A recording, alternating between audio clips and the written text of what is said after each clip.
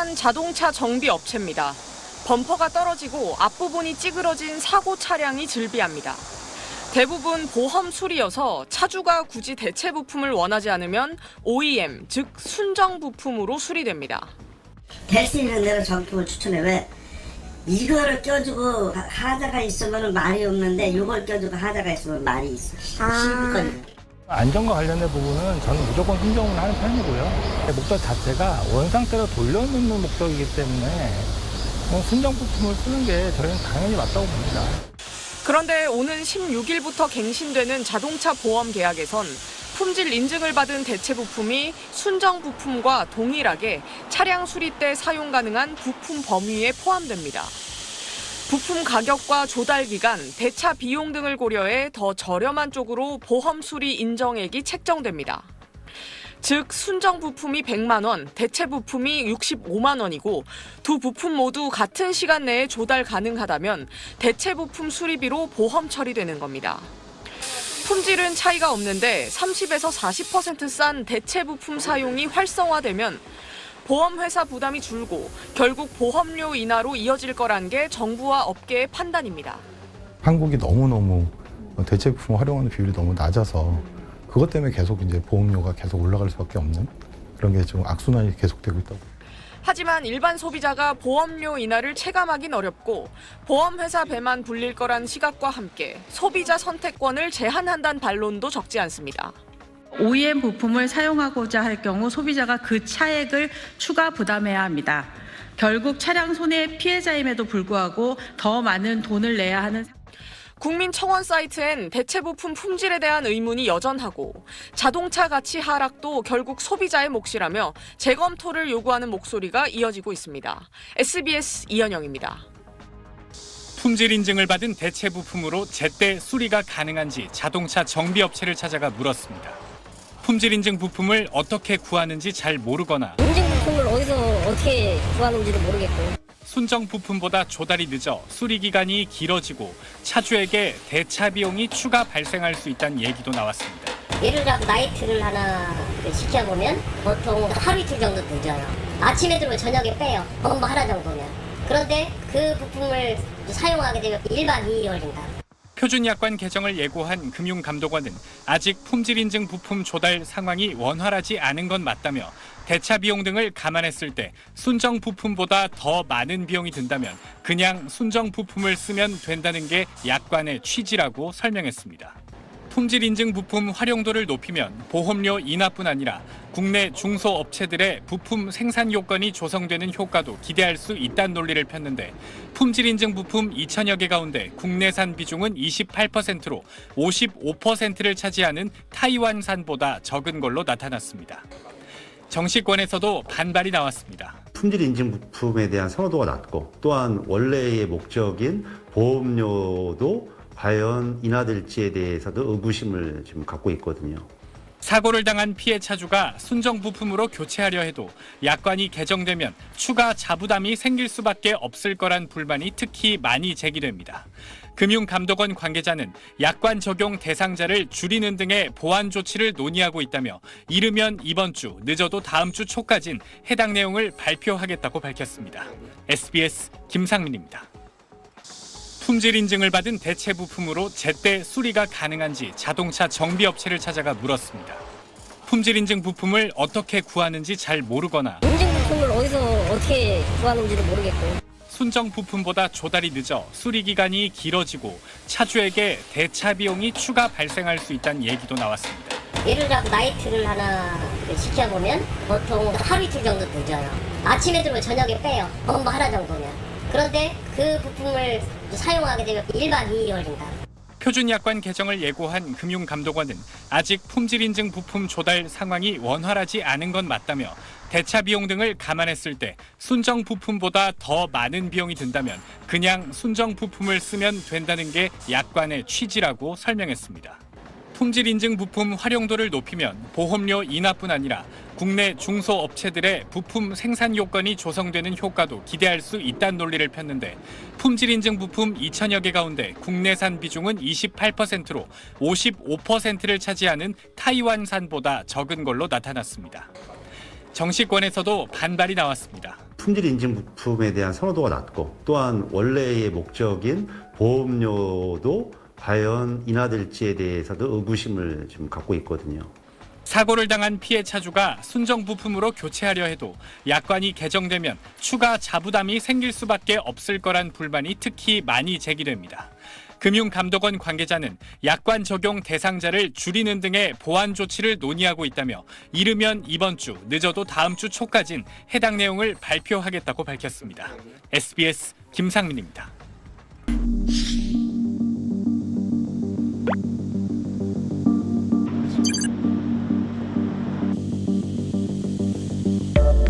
사고가 나거나 했을 때 목적 자체가 원상태로 돌려놓는 목적이기 때문에 당연히 그 차에서 가장 중요한 안전과 관련된 부분은 저는 무조건 순정을 하는 편이고요.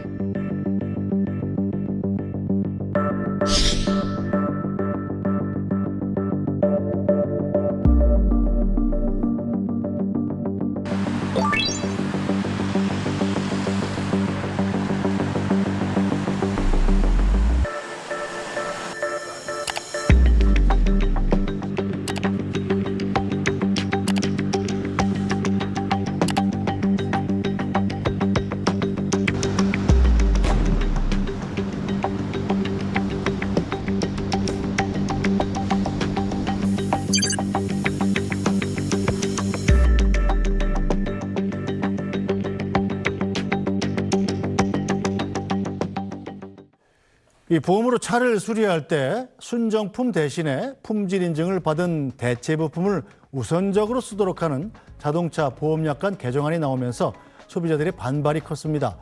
자, 그러자 금융당국이 한 발 물러서면서 보완책을 내놨는데요. 과연 소비자들의 불안과 불만이 줄어들 수 있을까요? 교통사고 전문 변호사인 정경일 변호사와 함께 자세히 짚어보겠습니다. 변호사님 어서 오세요. 네, 안녕하십니까. 네, 일단 본격적으로 얘기하기 전에 이제 변호사님은 어떻게 하십니까? 자동차 수리할 때 네. 수리비가 저렴한 그냥 일반 공업사를 가십니까? 아니면 자동차 회사의 서비스센터에 가십니까? 네, 사실 마음은 정식 서비스센터 가고 싶지만 네. 현실은 또 뭐 과실 비율도 따지고 보험사에서 안내하다 보면 내 과실이 많다. 그럼 일반 공업사 가기도 하고 또 보험사에서 안내하면 협력 공업사에 가기도 하는데 네. 이게 사실 어디를 가느냐 이거는 제가 결정해야 되는 거거든요. 그렇죠. 근데 이 결정 자체를 보험사가 결정해버린다. 이건 말이 안 되는 부분이죠. 네, 이 자동차가 오래된 경우에 중고 부품 구해서 수리를 하는 경우도 있습니다만 네. 자, 보험 수리를 할 때는 이 새 부품을 쓸지 중고 부품을 쓸지 전적으로 소비자의 선택 아닙니까? 네, 맞습니다. 보통 사고 났을 때 여기에 대해서 본인이 잘못한 게 없다. 네. 그러면 정신적 충격과 고통에 대한 위자료는 못 줄 망정 네. 이 제품에 대해서도 똑같은 거 원상 회복이 가능한데도 그걸 안 하고 오히려 뭐 대체 부품으로 교체해 줄 수밖에 없다라는 부분은 과실은 백등인데 네. 손해보는 일밖에 없는 그런 상황이 발생되는 거죠. 일단 금융당국이 보험약관을 개정하려던 방향이 네. 보험 수리를 할 때 순정 부품과 좀 싼 대체 부품이 있으면 네. 이 대체 부품을 우선적으로 쓰도록 하려는 그런 내용이었죠. 네, 맞습니다. 이제 보통 차 같은 경우에는 뭐 이거나 같은 거 아니냐. 네. 그런 취지로 국가에서도 이거 인정해줬고 또 품질 보증 부분에 대해서도 확인되는 부분이니까 또 법에서도 자동차 관리법에도 이런 대체 부품에 대해서 사용이 가능하다는 근거 조항도 있으니까 네. 이걸 이유로 하는데 사실 금액만 차이 난다면 충분히 납득할 만한 이야기인데 네. 사실 이 자동차라는 것이 뭐 편리성 사치품 아닙니다. 네. 안전이 기본적으로 담보돼야 되거든요. 그렇죠. 부품이 보통 3천여 가지가 들어가 있는데 그중에 어떤 부분에 대해서 저도 사실 잘 모르는데 아예 모르는 부분을 이런 식으로 한다면 불신만 더 키울 수밖에 없습니다. 자, 소비자 입장에서는 불리할 수 있는 건데 네. 자, 금융당국이 그럼 보험약관을 왜 이런 방향으로 개정을 하려고 했던 거죠? 네, 큰 취지는 여기 발표된 걸 보면 이제 손실률이 보험사의 손실률이 많으니까 손실률을 줄이고 결국 그것이 궁극적으로는 소비자들의 보험료 할인으로 이어진다. 뭐 예를 들어서 오래된 중고차의 부품을 이렇게 교체하게 되면서 막대한 비용이 발생되는 부분 네. 그런 부분을 막게 한다. 또 그리고 경미한 접촉 사고에서 뭐 앞범퍼 뒷범퍼를 완전 갈아버린다든가 네. 이런 부분을 좀 방지하기 위해서 만든 취지로도 보이는데 이게 갑자기 이렇게 돼버리면 누구라도 못 받아들이는 부분이 발생됩니다. 자, 그렇다면 이 보험약관 원래 개정했던 방향대로 순정품 대신에 대체 부품을 쓰게 되면 네. 이 비용 차이가 얼마나 나게 되는 겁니까? 네, 보통 이런 부분을 한번 사업마다 다 다릅니다. 네. 부품마다 다른데 요 그랜저 같은 경우 한 비율을 든다면 순정 부품 사용하면 26만 원, 그리고 품질 인증 부품 한 17만 원, 9만 원 정도 차이 나고요. 네. 벤츠 같은 경우에는 358만 원, 214만 원, 140만 원 차이 나고 BMW 같은 경우에도 486만 원, 281만 원, 한 180만 원 정도 차이가 나긴 납니다. 이 외제차 이거 차값이 비쌀수록 네. 순정 부품과 품질 인증 부품의 부품값 차이가 굉장히 많이 나는군요. 네, 그 맞긴 맞습니다. 자, 그렇다면 보험 당국이 자동차 수리할 때 값이 좀 더 싼 대체 부품을 사용하면 네. 그럼 자동차 보험료를 내릴 수 있다라고 얘기를 했다는데 네. 실제로 그만큼 내려줍니까? 사실 어떻게 본다면 순서가 바뀐 거죠. 네.